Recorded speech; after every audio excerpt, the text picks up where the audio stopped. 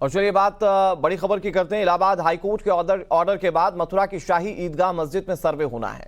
कहा जा रहा है कि यह सर्वे तहखाने में होगा। दावा किया जाता रहा है कि मस्जिद के इसी तहखाने में सारे राज दफन हैं। तहखाना खुलेगा और एक के बाद एक जो सबूत निकलेंगे उन्हें पूरी दुनिया देखेगी और सच दुनिया के सामने होगा।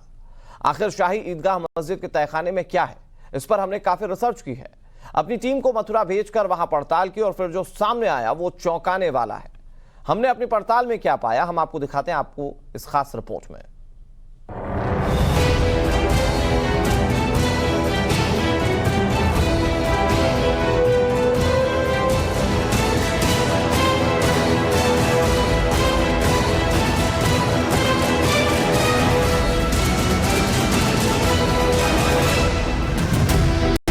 काशी में बाबा मिले, मथुरा में मिलेंगे कान्हा।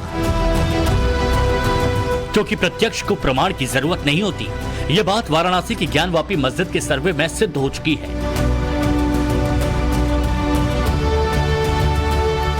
सवाल यही है कि ज्ञानवापी की तरह ही मथुरा की शाही ईदगाह मस्जिद का वो सच भी सामने आने वाला है, जिसे 350 सालों से जानबूझकर दबाया गया।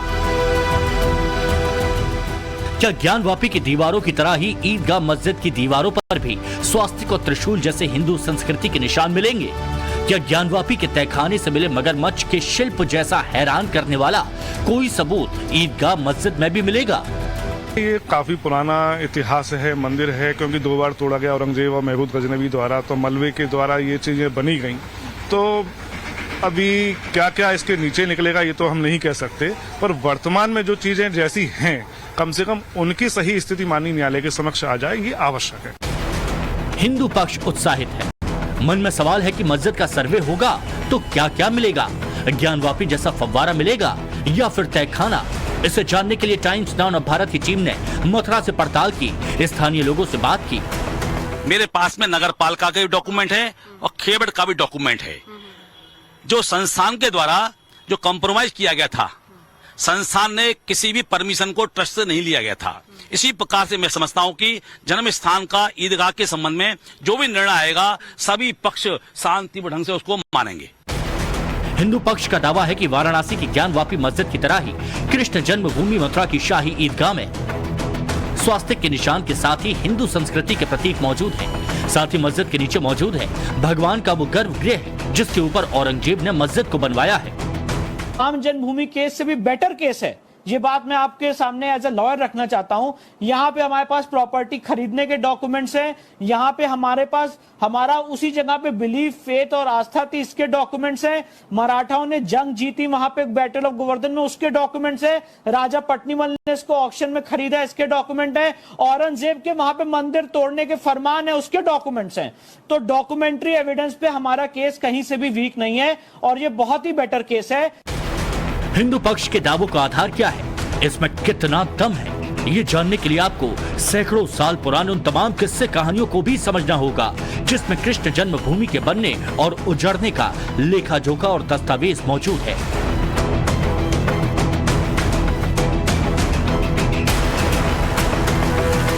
इतिहास में दर्ज इन दस्तावेजों से भी आपको रूबरू कराएंगे, लेकिन पहले सुनिए मथुरा में रहने वाले उन मुसलमानों को जो सालों से मथुरा की ईदगाह मस्जिद में नमाज पढ़ने आते हैं। क्या मस्जिद के भीतर स्वास्तिक या फूल पत्तियों जैसा हिंदू संस्कृति का कोई निशान वहाँ मौजूद है?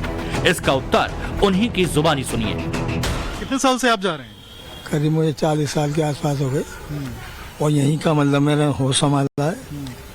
और अभी तक भी, आज तक भी ईदगाह में जाता हूँ। अभी भी जुमे के दिन तो जाते ही जाता हूँ, मैं रोजमर्रा भी रोजाना जाता हूँ। कभी ऐसी बात नहीं है, कोई दिक्कत वाली बात नहीं है।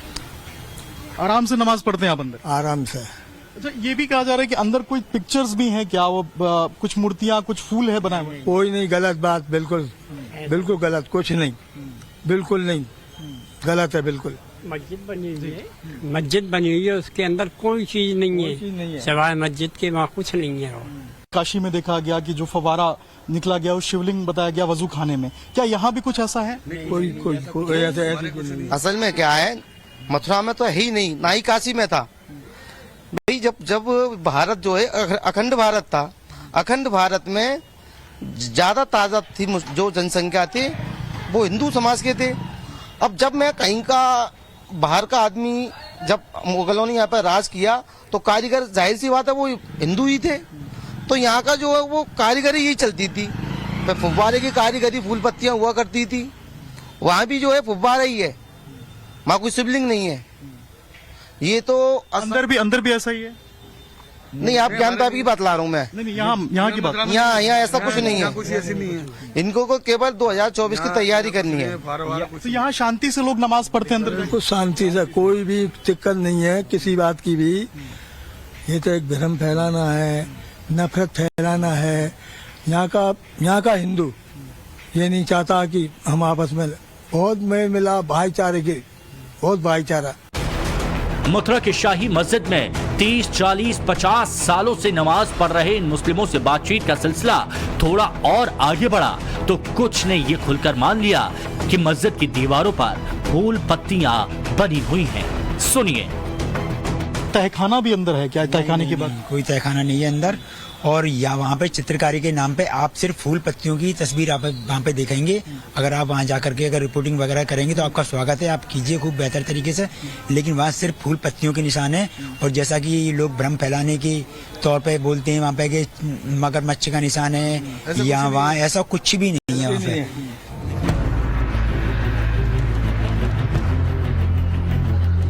मथुरा भगवान की कृष्ण की जन्मभूमि है।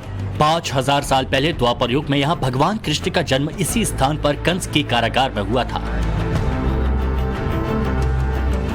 कृष्ण ब्रज की रज में खेल कर पड़े हुए 84 कोस की ब्रज यात्रा में हर कोने पर कन्हैया की बाल लीलाओं के सबूत आज भी मौजूद हैं। दावा यह किया जाता है कि मथुरा की ईदगाह मस्जिद के नीचे आज भी वो तहखाने मौजूद हैं, जिसमें सैकड़ों साल पुराने राज छुपे हैं, जिसका सच हर कोई जानना चाहता है। कृष्ण जन्मभूमि का विवाद आखिर क्या है? मस्जिद कम्युनिटी क्या सोचती है? मुस्लिम क्या सोचते हैं?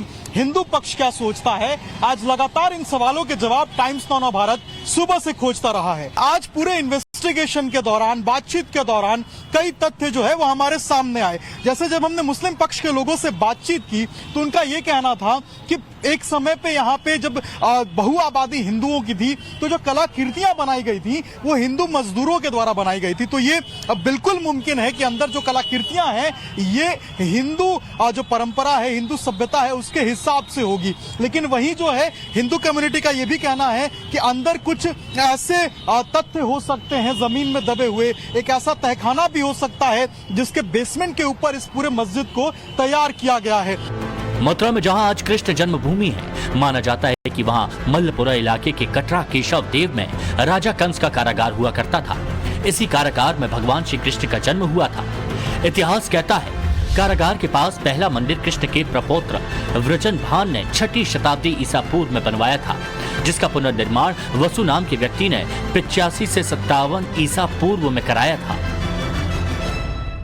भगवान कृष्ण की स्मृति में उनके प्रपौत्र वज्रनाभ ने बनवाया, तो निश्चित रूप से प्रपौत्र ने बनवाया तो उसको स्थान का पता होगा कि वह वीआईपी सेल कहाँ थी जहाँ उनकी परदादी बंद थी।